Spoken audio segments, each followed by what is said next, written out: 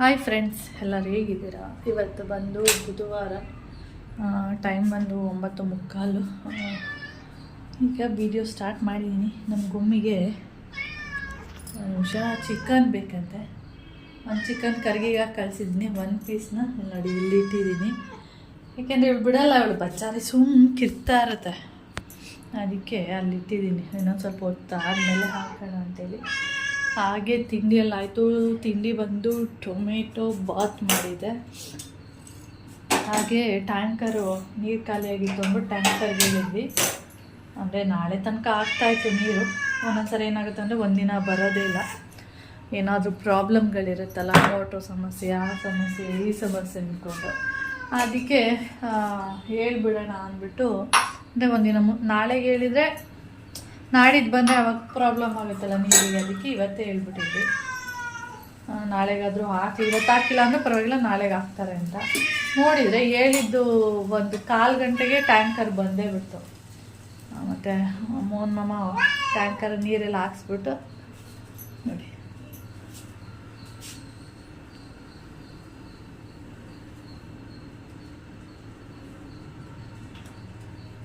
ಹೋಗ್ಬಿಟ್ಲ. ಇವಾಗ ಕುತ್ಕೊಂಡು ತಿನ್ನತ್ತೆ. ನೀರೆಲ್ಲ ಹಾಕ್ಸ್ಬಿಟ್ಟು ತಿಂಡಿ ತಿನ್ಕೊಂಡು ಹೋದ್ರು. ಹಾಗೆ ಅವ್ರಿಗೆ ಕಾಫಿ ಮಾಡಿದ್ನಲ್ಲ, ಸ್ವಲ್ಪ ಜಾಸ್ತಿ ಕಾಫಿ ಮಾಡಿಬಿಟ್ಟಿದ್ದೀನಿ. ಅದಕ್ಕೆ ಸ್ವಲ್ಪ ಇತ್ತಲ್ಲ, ನಾನು ಕುಡಿದ್ಬಿಟ್ಟು ಪಾತ್ರೆ ಎಲ್ಲ ತೊಳೆಯೋಣ ಅಂತೇಳಿ ಬಂದಿದ್ದೀನಿ. ಓಕೆ ವಿಡಿಯೋನ ಮೇಲೆ ಕಂಟಿನ್ಯೂ ಮಾಡ್ತೀನಿ. ವಿಡಿಯೋ ಸ್ಟಾರ್ಟ್ ಮಾಡಿಬಿಡೋಣ ಅಂತೇಳಿ. ವಿಡಿಯೋನೊಂದು ಸರಿ ಸ್ಟಾರ್ಟ್ ಮಾಡಿಲ್ಲ ಅಂದರೆ ಬಿಡು, ನಾಳೆ ಮಾಡೋಣ, ನಾಡಿದ್ದು ಮಾಡೋಣ ಹೀಗೆ ಅಂದ್ಕೊಂಡು ಹೋಗ್ತಾ ಇರ್ತೀನಿ. ಅದಕ್ಕೆ ಫಸ್ಟ್ ವಿಡಿಯೋ ಸ್ಟಾರ್ಟ್ ಮಾಡೋಣ ಅಂಥೇಳಿ ಮಾಡ್ತಾ ಇದ್ದೀನಿ ಅಷ್ಟೇ. ವೆದರು ಫುಲ್ಲು ಮಾಮೂಲಿ ಕೂಲಾಗಿದೆ, ಮತ್ತು ಬಿಸಿಲಿಲ್ಲ, ಲೈಟಾಗಿ ಬರ್ತಾ ಇದೆ, ಹೋಗುತ್ತೆ, ಆ ಥರ ಇದೆ. ಕೌಶಿ ಬೆಡ್ಶೀಟ್ ಎಲ್ಲ ಅಂದರೆ ವಾಶ್ ಮಾಡಿಬಿಟ್ಟು ಹಾಕಿದ್ದೀನಿ. ಚೆನ್ನಾಗಿ ಒಣಗುತ್ತೋ ಏನೋ ಗೊತ್ತಿಲ್ಲ. ಒಣಗಿದ್ರೆ ಇವತ್ತು ಯೂಸ್ ಮಾಡ್ಬೋದು, ಒಣಗಿಲ್ಲ ಅಂದರೆ ಯೂಸ್ ಮಾಡೋಕ್ಕಾಗಲ್ಲ. ಕಾಫಿ ಒಂದು ಅರ್ಧ ಲೋಟ ಆಗುತ್ತೆ ಅಷ್ಟೇ, ತುಂಬ ಏನಾಗಲ್ಲ. ಅದಕ್ಕೆ ಮೋಹನ್ ಮಾಮ ನನಗೆ ಬೇಡ ಅಂದರೂ ಅದಕ್ಕೆ ನಾನೇ ಕುಡಿತಾ ಇದ್ದೀನಿ. ಓಕೆ,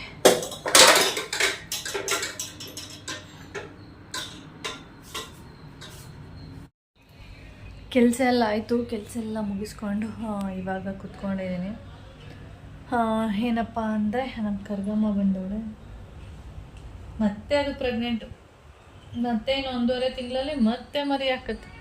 ಹೀಗೆ ಅದು 3 ತಿಂಗಳಿಗೂ ಮರಿ ಹಾಕದೆ ನಮ್ಗಂತ ಸಾಕಾಗೋಗಿದೆ. ಓಕೆ, ಹಾಗೆ ಅಣ್ಣನ ಹೆಂಡತಿ ಎಲ್ಲ ನೋಡೋಕ್ಕೆ ನಾನು ಮೈಸೂರಿಗೆ ಹೋಗಿದ್ನಲ್ಲ, ಆವಾಗ ಹಾಗೆ ಸುಮಾರು ಹೊತ್ತಲ್ಲಿ ಮಾತಾಡ್ಕೊಂಡು ಕೂತಿದ್ವಿ. ಹಾಗೆ ಪಕ್ಕದವರು ಇದ್ರಲ್ಲ, ಅವ್ರನ್ನೂ ಅಂದರೆ ಪಕ್ಕದ ಬೆಡ್ಡಲ್ಲಿ ಇರ್ತಾರೆ ನೋಡಿ, ಅವ್ರನ್ನ ಕೇಳಿದ್ವಿ, ನಿಮ್ಗೇನು ಆಪ್ರೇಷನ್ ಆಗಿರೋದು ಏನು, ಅದೆಲ್ಲ ಮಾತಾಡ್ತಾ ಇರಬೇಕಾದ್ರೆ ಹಾಗೆ ಅವರು ನಮ್ಮನ್ನು ಕೇಳ್ತಾಯಿದ್ರು, ನೀವು ಏನಾಗಬೇಕು, ಏನು, ಯಾವ ಊರು, ಯಾವ್ರಿಗೆ ಮದುವೆ ಆಗಿದ್ದೀರಾ, ಆ ಥರ ಎಲ್ಲ ಕೇಳ್ತಾಯಿದ್ರು. ಅದಕ್ಕೆ ನಾನು ಎಲ್ಲ ಮಾತಾಡಿ ಆದಮೇಲೆ ನೀವು ಯಾವ ಊರು ಅಂತ ನಾನು ಕೇಳಿದೆ. ಅದಕ್ಕೆ ಅವರು 16 ಅಂತ ಹೇಳಿದ್ರು. ನನಗೆ ಒಂದು ಸ್ವಲ್ಪ ತಂಗೆ ನಿಂತಿದ್ದೆ, ನನಗೆ ಅರ್ಥನೇ ಆಗಲಿಲ್ಲ. ಮತ್ತು ಅಲ್ಲ ನಿಮ್ಮೂರು ಯಾವುದು ಅಂತ ನಾನು ಕೇಳಿದ್ದು ಅಂತ. ನಮ್ಮೂರು 16. ನನಗೆ ಒಂದು ಕ್ಷಣ ಅರ್ಥನೇ ಆಗಲಿಲ್ಲ. ಆಮೇಲೆ ನಮ್ಮೂರ ಹೆಸರೇ 16 ಕಣವ ಅಂತ ಅಂದರು. ಓ, ಆ ಥರ ಬೇರೆ ಊರಿದೆಯಾ ಅಂತ ನಾನು ಕೇಳ್ತಾ ಇದ್ದೆ ಅವರಿಗೆ. ಆವಾಗ ನಮ್ಮ ದೀಪು ಅಂದರೆ ಅಣ್ಣನ ಹೆಂಡ್ತಿ, ಅವಳನ್ನ ದೀಪು ಅಂತಲೇ ಕರೆಯೋದು. ಏಕೆಂದರೆ ನಾನು ಅವಳು ಒಂದೇ ಏಜು, ಅವಳೇ ನನಗಿಂತ ಒಂದು 6 ತಿಂಗಳು ದೊಡ್ಡವಳು. ಅದಕ್ಕೆ ಯಾವಾಗಲೂ ಹಂಗೆ ದೀಪು ಅಂತ. ಅವಳಂದು, ರೇಖಾ ನಿನಗೆ ಗೊತ್ತಿಲ್ವ 16 ಊರದೆ ಅಂತ. ಇಲ್ಲ ಅದಕ್ಕೆ 16 300 ಅಂತಲೂ ಒಂದು ಊರಿದೆ ಅಂತಂದು. ಇಲ್ಲ, ನಿಜವಾಗ್ಲೂ ಗೊತ್ತಿಲ್ಲ 16 ಅಂತ. ಅವರು ಅಂದ ತಕ್ಷಣ ಒಂಥರ ಇದೇನಪ್ಪ, ಏನು 16 ಅಂತ ಹೇಳ್ತಿದ್ದಲ್ಲ, ನಾನು ಏನಾದರೂ ಬೇರೆ ಥರ ಹೇಳಿದ್ನ, ಅಥವಾ ಇವ್ರಿಗೆ ಬೇರೆ ಥರ ಅರ್ಥ ಆಗಿದೆಯಾ ಅಂತ ನಾನು ಅಂದ್ಕೊಂಡೆ ಅಂತ ಅಂದೆ. ಇಲ್ಲ 16 ಅಂತಲೂ ಊರಿದೆ, 300 ಅಂತಲೂ ಊರಿದೆ ಅಂತ ಹೇಳ್ತಾ ಇದ್ಲು. ಹೌದಾ, ನಿಜವಾಗ್ಲೂ ಗೊತ್ತಿಲ್ಲ, ಇದೇ ಫಸ್ಟ್ ಟೈಮ್ ನಾನು ಕೇಳಿದ್ದು 16 300 ಅನ್ನೋದನ್ನ ಅಂತಂದೆ. ಇಲ್ಲ ಇದೆ ಅಂತ ಹೇಳ್ತಾ ಇಲ್ಲ. ಹಾಗೆ ಸುಮಾರು ಊರುಗಳು ಒಂದೊಂದು ಕಡೆಗೆ ಹೋದರೆ ಒಂದೊಂದು ಥರ ಊರು ಹೆಸರುಗಳಿರುತ್ತೆ. ನಮ್ಮೂರು ಹೆಸ್ರುಗಳು ಅಲ್ಲಿ ಅಕ್ಕಪಕ್ಕ ಊರುಗಳೇನಂದರೆ ಕೊಪ್ಪಲು ಅಂತ ಬರುತ್ತೆ. ಪುಟ್ಟೇಗೌಡನ ಕೊಪ್ಪಲು, ಪುಟ್ಟೇಗೌಡನ ಕೊಪ್ಪಲು, ಚಿಕ್ಕಮಾಳಿಗೆ ಕೊಪ್ಪಲು, ದೊಡ್ಡೇಗೌಡನ ಕೊಪ್ಪಲು, ಆ ಥರ ಕೊಪ್ಪಲು ಆ ಥರ ಬರುತ್ತೆ. ಅದಕ್ಕೆ ಈ ಕಡೆ ಎಲ್ಲ ಒಂದೊಂದು ಕಡೆ ಒಂದೊಂದು ಥರ ಇರುತ್ತೆ. ಒಂದೊಂದು ಕಡೆ ಹಳ್ಳಿ ಅಂತೇಳಿ ಬರುತ್ತೆ ಲಾಸ್ಟಲ್ಲಿ. ಆಮೇಲೆ ಅವಳು ಹೇಳಿದ್ಮೇಲೆ ಹೌದಾ ಈ ಥರ ಇದೆ ಅಂತ ನಂಗೆ ರಿಯಲಿ ಗೊತ್ತಿಲ್ಲ ಅಂತ ಅಂದೆ. ಹಂಗೆ ಸುಮಾರು ಊರುಗಳು ಬೇರೆ ಬೇರೆ ಥರ ಹೆಸರುಗಳಿರುತ್ತೆ. ಈ ಥರ ಡಿಫ್ರೆಂಟಾಗಿ ಕೊಪ್ಪಲು, ಹಳ್ಳಿ ಈ ಥರ ಇರೋದೆಲ್ಲ ಓಕೆ. ಇದು 16 300 ಅಂತ ಕೇಳಿದಾಗ ಒಂದು ಸ್ವಲ್ಪ ಶಾಕ್ ಆದಂಗೆ ಅನಿಸುತ್ತೆ. ಈ ಥರ ಊರು ಹೆಸ್ರು ಇದೆಯಾ ಅಂತೇಳಿ ನಾನು ಅದನ್ನು ಹೇಳ್ಬೇಕು ಅಂದ್ಕೊಳ್ಳೋದು, ಮರ್ತೇ ಹೋಗೋದು. ಹಾಗೆ ಅಣ್ಣನ ಹೆಂಡ್ತಿಗೆ ಏನಾಗಿತ್ತು ಅಂತ ನಾನು ಆ ವಿಡಿಯೋದಲ್ಲಿ ಹೇಳೇ ಇಲ್ಲ. ಅಣ್ಣನ ಹೆಂಡ್ತಿಗೆ ಸ್ವಲ್ಪ ಬಿ ಪಿ ಎಲ್ಲ ಲೋ ಆಗಿ ಬಿದ್ದೋಗ್ಬಿಟ್ಟಿದ್ದಾಳೆ. ಆಮೇಲೆ ಕರ್ಕೊಂಡೋಗಿ ಬನ್ನೂರು ಕರ್ಕೊಂಡೋಗಿದ್ದಾರೆ. ಅಲ್ಲಿ ಆಗಲ್ಲ, ತುಂಬ ಎಮರ್ಜೆನ್ಸಿ ಇದೆ ಅಂತ ಹೇಳ್ಬಿಟ್ಟಿದ್ದಾರೆ. ಆಮೇಲೆ ಅವಳನ್ನ ಮೈಸೂರಿಗೆ ಕರ್ಕೊಂಡೋಗಿರೋದು. ಆಮೇಲೆ ಅಲ್ಲೂ ಅಷ್ಟೇ ಗ್ಯಾರಂಟಿ ಕೊಡಲ್ಲ ಅಂದ್ಬಿಟ್ಟಿದ್ದಾರೆ. ಆಮೇಲೆ ಸೈನ್ ಮಾಡಿ, ಬೇಗ ನೀವು ಸೈನ್ ಮಾಡಿದಷ್ಟು ನಾವು ಒಂದು ಆಪ್ರೇಷನ್ ಮಾಡಬೇಕು, ನೀವು ಉಳಿದ್ರೆ ಇದು ನಾವಂತೂ ಗ್ಯಾರಂಟಿ ಅಂತೂ ಕೊಡೋಕ್ಕಾಗಲ್ಲ, ಬೇಗ ಸೈನ್ ಮಾಡಿ ಅಂತ ಕೇಳಿದ್ದಾರೆ. ಆಮೇಲೆ ಅಣ್ಣ ಇವ್ರಿಗೆಲ್ಲ ಫೋನ್ ಮಾಡಿ ಎಲ್ಲ ಮಾಡುವಾಗ ದೇವ್ರ ಇಚ್ಛೆ ಅಂತ ಆಗಲಿ ಅಂತೇಳಿ ಸೈನ್ ಮಾಡಿ ಕೊಟ್ಟಿರೋದು. ಆಮೇಲೆ ನೋಡಿದರೆ ಏನೂ ಪ್ರಾಬ್ಲಮ್ ಆಗಿಲ್ಲ, ಆಪ್ರೇಷನ್ ಆಯಿತು. ಡಾಕ್ಟ್ರ್ ಹೇಳಿದ್ದು ಉಳಿಯೋದೇ ಇಲ್ಲ ಅವಳು ಅಂತಲೇ ಹೇಳ್ಬಿಟ್ಟಿರುತ್ತೆ, 100% ಗ್ಯಾರಂಟಿ ಕೊಡಲ್ಲ ಅಂತೇಳಿ. ಆಮೇಲೆ ಏನಾಗಿದೆ ಅಂದರೆ ಹೊಟ್ಟೆ ಒಳಗಡೆ ಬ್ಲಡ್ ಎಲ್ಲ ರಕ್ತ ಎಪ್ಕಟ್ಬಿಟ್ಟಿದೆ. ಅದರಿಂದ ಅವಳಿಗೆ ರಕ್ತನ 8 ಬಾಟಲು ರಕ್ತ ಕೊಟ್ಟಿರುವಂಥದ್ದು. ಬ್ಲಡ್ಡು ಎಪ್ಕಟ್ಟಿರೋದನ್ನೆಲ್ಲ ರಿಮೂವ್ ಮಾಡಿದ್ದಾರೆ. ಆಮೇಲೆ ಅವಳಿಗೆ ಒಂದು 3-4 ಡೇಸಿಂದ ಹೊಟ್ಟೆ ನೋವು ಅಂತ ಬರ್ತಾಯಿತ್ತಂತೆ. ನಾನು ತಾನೇ ಅವಳು ಅಡ್ಮಿಟ್ ಆಗಿದ್ದಾಳೆ ಅಂತ ನಂಗೆ ಗೊತ್ತೇ ಇಲ್ಲ. ಒಂದು 2 ಡೇಸ್ ಹಿಂದೆ ಮಾತಾಡಿದ್ದೀನಿ. 3 ಡೇಸ್ ಆದಮೇಲೆ ಈ ಥರ ಆಗಿದೆ ಅಂತ ಹೇಳ್ತಾ ನನಗೆ ಒಂಥರ ಶಾಕು. ಆಮೇಲೆ ಹೌದಾ ಅಂದ್ಬಿಟ್ಟು ಆಮೇಲೆ ನಾನು ನೋಡ್ಕೊಂಡು ಬರೋಣ, ಹಾಸ್ಪಿಟ್ಲಲ್ಲಿ ಇದ್ದಾಗ ನೋಡಿದ್ರೆ ಒಂದು ಸರಿ ಇರುತ್ತೆ, ಮನೆಗೆ ಹೋದ್ಮೇಲೆ ಡಿಸ್ಚಾರ್ಜ್ ಆದಮೇಲೆ ಮನೆಗೆ ಹೋದ್ರೆ ಚೆನ್ನಾಗಿರಲ್ಲ ಅಂದ್ಬಿಟ್ಟು ನಾನು ಹಾಸ್ಪಿಟ್ಲಿಗೆ ಹೋಗಿದ್ದು. ಅವಳಿಗೆ 3-4 ಡೇಸಿಂದನೇ ಸೊಂಟ ನೋವು ಆ ಥರದ್ದೆಲ್ಲ ಬರ್ತಾಯಿತ್ತಂತೆ. ಆದರೆ ಈ ಪೀರಿಯಡ್ಸ್ದು ಪೇಯ್ನ್ ಅಂದ್ಬಿಟ್ಟು ಅವಳು ಸುಮ್ಮನೆ ಆಗ್ಬಿಟ್ಟಿದ್ದಾಳೆ. ಆಮೇಲೆ ಲೋ BP ಆಗಿ ಬಿದ್ದೋಗಿ ಆಮೇಲೆ ಅಡ್ಮಿಟ್ ಮಾಡಿದಾಗ ಹೇಳಿರೋದು ಡಾಕ್ಟ್ರು, ಆಪ್ರೇಷನ್ ಎಲ್ಲ ಮಾಡಾದ್ಮೇಲೆ ಈ ಥರ ರಕ್ತ ಎಲ್ಲ ಹೆಪ್ಪುಕಟ್ಟಿದೆ, ಅದರಿಂದ ಆ ಥರ ಆಗ್ತಾಯಿತ್ತು ಅಂತೇಳಿ ರಿಮೂವ್ ಮಾಡಿ, ಆಮೇಲೆ ಬ್ಲಡ್ ಇಲ್ಲ ಅಂಥೇಳಿ ICU ಎಲ್ಲ ಇಟ್ಟು, ಆಮೇಲೆ 2 ದಿನ ಅನಿಸುತ್ತೆ ICU ಎಲ್ಲ ಇದ್ಲು. ಆಮೇಲೆ ಬ್ಲಡ್ ಎಲ್ಲ ಕೊಟ್ಟು ಇವಾಗ ಚೆನ್ನಾಗಿದ್ದಾಳೆ. ಅದಕ್ಕೆ ಅವರು ಬ್ಲಡ್ಡಿಗೆ ನಾವು ದುಡ್ಡು ತೊಗೊಳ್ಳಲ್ಲ, ನೀವು ಬ್ಲಡ್ಡು ಯಾರ ಕೈಲ ಅಂದರು, ಅಂದರೆ ಬೇರೆ ಬೇರೆಯವರಿಂದ ನಮಗೆ ವಾಪಸ್ 8 ಬಾಟ್ಲು ಬ್ಲಡ್ ಕೊಟ್ಟರೆ ಸಾಕು, ದುಡ್ಡು ಬೇಡ ಅಂತ ಹೇಳಿರೋದು. ಆಮೇಲೆ ಬ್ಲಡ್ ಬದಲು ಬ್ಲಡ್ನೇ ಕೊಟ್ಟಿದ್ದಾರೆ ಅಷ್ಟೆ. ಆ ಥರ ಎಲ್ಲ ಆಗಿರೋದು. ಈ ಥರ ಆಗಿದೆ. ಓಕೆ, ನಾನು ಆ ವಿಷಯ ನಿಮ್ಮ ಹತ್ರ ಅವತ್ತು ಹುಷಾರಿಲ್ಲ ಅಂತ ಅಷ್ಟೇ ಹೇಳಿದ್ದು. ಆಮೇಲೆ ಆ ಬ್ಲಡ್ದೆಲ್ಲ ಫೋಟೋ ಎಲ್ಲ ಇದೆ, ಅಂದರೆ ಡಾಕ್ಟ್ರೆಲ್ಲ ತೋರಿಸಿದ್ದಾರೆ ಎಷ್ಟೆಲ್ಲ ಎಪ್ಕಟ್ಟಿದೆ ಅಂತೇಳಿ, ಅದನ್ನು ತೋರಿಸಿದ್ದಾರೆ. ಅದು ಇದೆ, ಆದರೆ ಬ್ಲಡ್ ಎಲ್ಲ ಆ ಥರ ಎಲ್ಲ ತೋರಿಸ್ಬಾರ್ದು, ಅದಕ್ಕೆ ನಾನು ಇಲ್ಲಿ ನಿಮ್ಮ ಹತ್ರ ಶೇರ್ ಮಾಡ್ತಾಯಿಲ್ಲ. 2ನೇ ಪಾಪು ಆಗಿದ್ದಾಗಲೂ ಅಷ್ಟೇ, ಆವಾಗಲೂ ಅಷ್ಟೇ ಬ್ಲಡ್ ಇಲ್ಲ ಅಂತಲೇ ಹೇಳಿದ್ದು. ಆವಾಗಲೂ ಅಷ್ಟೇ ಸುಮಾರು ಬಾಟಲು ಬ್ಲಡ್ ಎಲ್ಲ ಕೊಡ್ತಾ ಇರ್ತಾರೆ ಅವಳಿಗೆ. ಇದು 2ನೇ ಸರಿ ನಾನು ಕೇಳಿರೋ ಮಟ್ಟಿಗೆ, 2ನೇ ಬಾರಿ ಅವಳಿಗೆ ಮತ್ತೆ ಬ್ಲಡ್ ಎಲ್ಲ ಕೊಟ್ಟಿರುವಂಥದ್ದು. ಈ ಥರ ಆಗ್ಬಿಡುತ್ತೆ ನೋಡಿ ಒಂದೊಂದು ಸರಿ, ಫುಲ್ಲು ಒಂಥರ ಶಾಕ್ ಥರ. ನೆನ್ನೆ ತಾನೇ ಮಾತಾಡಿದ್ದೀನಿ, ಮೊನ್ನೆ ಮತ್ತೆ ಏನಾಯಿತು ಅಂತ ನಾನು. ಓಕೆ ಫ್ರೆಂಡ್ಸ್, ಆಮೇಲೆ ವಿಡಿಯೋನ ಕಂಟಿನ್ಯೂ ಮಾಡ್ತೀನಿ. ನಾಮಿ ನೋಡಿ ಇಲ್ಲೇ ಮಲ್ಕೊಂಡಿದ್ದಾಳೆ. ವೆದರು ಚೆನ್ನಾಗಿದೆ, ಬಿಸಿಲು ಬರ್ತಿತ್ತು, ಹಾಗೆ ಸಣ್ಣದಾಗಿ ಹನಿನೂ ಕೂಡ ಆಗ್ತಾಯಿತ್ತು. ಹಾಗೆ ಮೇಲೆ ಕೌಶಿಟ್ ಬೆಡ್ಶೀಟ್ ಎಲ್ಲ ಒಗ್ದಾಕಿದ್ದೆ. ಆಮೇಲೆ ಹೋಗ್ಬಿಟ್ಟು ಸ್ವಲ್ಪ ಸಣ್ಣ ಹನಿ ಆಗ್ತಿತ್ತಲ್ಲ, ಒಣಗಿತ್ತು, ಅಂದರೆ ಜೋರು ಗಾಳಿ ಬೀಸ್ತಾ ಇದೆ.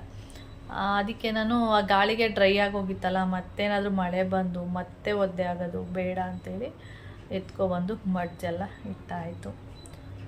ಓಕೆ, ಆಮೇಲೆ ವಿಡಿಯೋನ ಕಂಟಿನ್ಯೂ ಮಾಡ್ತೀನಿ. ಬೆಕ್ಕುಗಳು ಕಿರ್ಚ್ಕೋತಿದೆ, ಅದಕ್ಕೆ ಇಲ್ಲಿ ಬಂದೆ, ತೋರಿಸ್ತೇನೆ. ಕೆಳಗಡೆ ಗಾಡಿ ನಿಲ್ಲಿಸ್ತೀವಲ್ಲ, ಇಲ್ಲಿ ಸ್ಟೇರ್ ಕೇಸ್ ಅಂದರೆ ಸ್ಟೆಪ್ ಕೆಳಗಡೆ ಅಲ್ಲಿ ಬೆಕ್ಕು 3 ಮರಿ ಮಾತ್ರ ಇಲ್ಲಿ ಬಿಟ್ಟಿದೆ, ಇನ್ನೆರಡು ಮರಿ ಬೇರೆ ಕಡೆ ಬಿಟ್ಟಿದೆ. ಆ ಥರ ಮೋಹನ್ ಜಾಸ್ತಿ ಅದೇ ಸಾಕೋದು ಬೇಡ, ಅದು ಸುಮ್ಮನೆ ಹಿಂಸಾಗುತ್ತೆ ಅಂತಲ್ಲ, ಅದಕ್ಕೆ ಅದನ್ನ ಸೇರಿಸ್ತಾ ಇಲ್ಲ. ಒಂದೊಂದ್ಸರಿ ಪಾಪ ಅಂತ ಅನಿಸುತ್ತೆ. ಹಾಲು ಎಲ್ಲ ಹಾಕ್ತೀನಿ, ಆದರೆ ಬೇಡ ಬೇರೆ ಎಲ್ಲಾದರೂ ಹೀಗೆ ಸ್ವಲ್ಪ ದಿನ ಇಲ್ಲಿರುತ್ತೆ, ಆಮೇಲೆ ಇನ್ನೊಂದು ಸ್ವಲ್ಪ ದಿನ ಹೋದ್ಮೇಲೆ ಇನ್ನೊಂದು ಸ್ವಲ್ಪ ದೊಡ್ಡದಾದಮೇಲೆ ಬೇರೆ ಕಡೆ ಹೋಗುತ್ತೆ. ನಾವೇ ಇಲ್ಲೇ ಅದನ್ನ ಹಾಲು ಅನ್ನ ಎಲ್ಲ ಹಾಕ್ಕೊಂಡಿದ್ರೆ ಅವು ಇಲ್ಲೇ ಇದ್ಬಿಡುತ್ತೆ ಅಂಥೇಳಿ ಒಂದ್ಸರಿ ಅವರು ಹೇಳೋದು ಕರೆಕ್ಟ್ ಇರುತ್ತೆ, ಅದಕ್ಕೆ ಬೇಡ ಅಂಥೇಳಿ ಸುಮ್ಮನೆ ಆಗ್ಬಿಟ್ಟಿದೆ. ಒಂದು 3 ಬಾರಿ ಮರಿಗಳನ್ನ ಎತ್ಕೊಬಂದಿತ್ತು ಕರ್ಗಮ್ಮ, ಆದರೆ ನಾನೇ ಬೇಡ ಅಂಥೇಳಿ ಓಡಿಸ್ಬಿಟ್ಟೆ. ಇವಾಗ ಇಲ್ಲಿದೆ, ತೋರಿಸ್ತೀನಿ ನಾನು ನಿಮಗೆ. ಓಕೆ ನೋಡಿ, ಒಳ್ಳೆ ದೃಶ್ಯ. ಮರಿಗೆ ಹಾಲು ಕುಡಿಸ್ತಾ ಇದೆ ಕರ್ಗಮ್ಮ.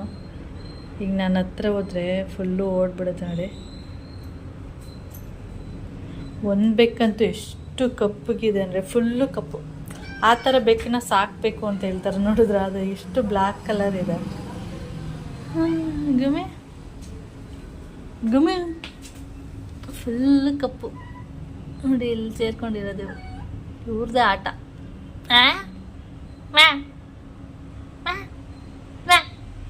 ಗುಮಿ ಗಮ ಅದು ನೋಡಿ, ಸೇಮ್ ನಮ್ಮ ನಾಮದ ಥರನೇ ಇದೆ. ಅಯ್ಯಪ್ಪ, ಆಮೇಲೆ ಅಯ್ಯಪ್ಪ ನೀನು ಹಿಂಗಿರ್ತೀಯ ಈ ವಯಸ್ಸಿಗೆ ಈ ಥರ ಕಿರ್ಚೋದು.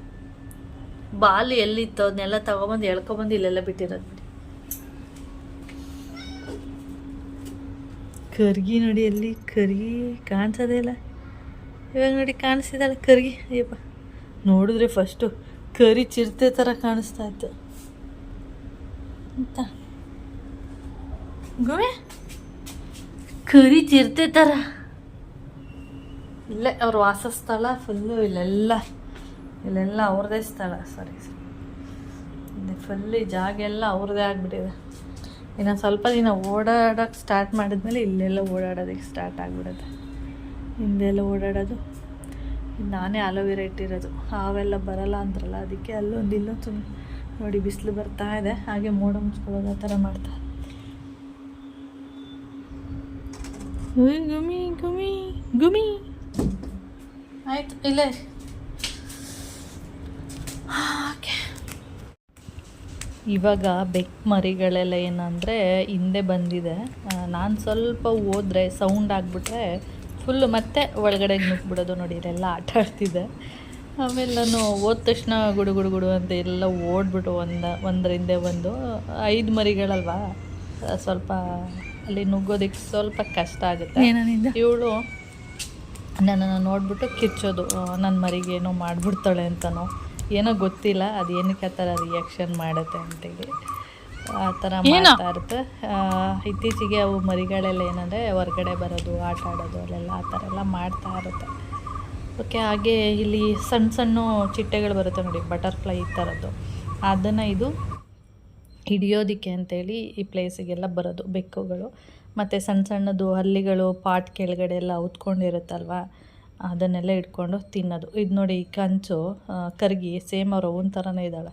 ಕಪ್ಪು ಮತ್ತು ಇದ್ರ ಕಲರು ಬ್ಲ್ಯಾಕ್ ಕಲರು ಮತ್ತು ಬಿಸ್ಕೆಟ್ ಕಲರು 3 ಕಲರ್ ಇರೋದ್ರಿಂದ ಅವ್ರ ಅಮ್ಮನ ಥರನೇ ಇದ್ದಾಳೆ ಸೇಮ್. ಓಕೆ ಫ್ರೆಂಡ್ಸ್, ಹಾಗೆ ನಾನು ಈ ವಿಡಿಯೋನು ಕೂಡ ಇಲ್ಲಿಗೆ ಎಂಡ್ ಮಾಡ್ತೀನಿ. ವಿಡಿಯೋ ಇಷ್ಟ ಆದರೆ ಲೈಕ್, ಶೇರ್, ಕಮೆಂಟ್ ಮಾಡಿ. ಹಾಗೆ ಅದು ಫಸ್ಟ್ ಟೈಮ್ ನೋಡ್ತಾ ಇದ್ದರೆ ಪ್ಲೀಸ್ ಸಬ್ಸ್ಕ್ರೈಬ್ ಮಾಡ್ಕೊಂಡು ನೋಡಿ. ನೆಕ್ಸ್ಟ್ ವೀಡಿಯೋದಲ್ಲಿ ಸಿಗೋಣ. ಓಕೆ, ಬಾಯ್.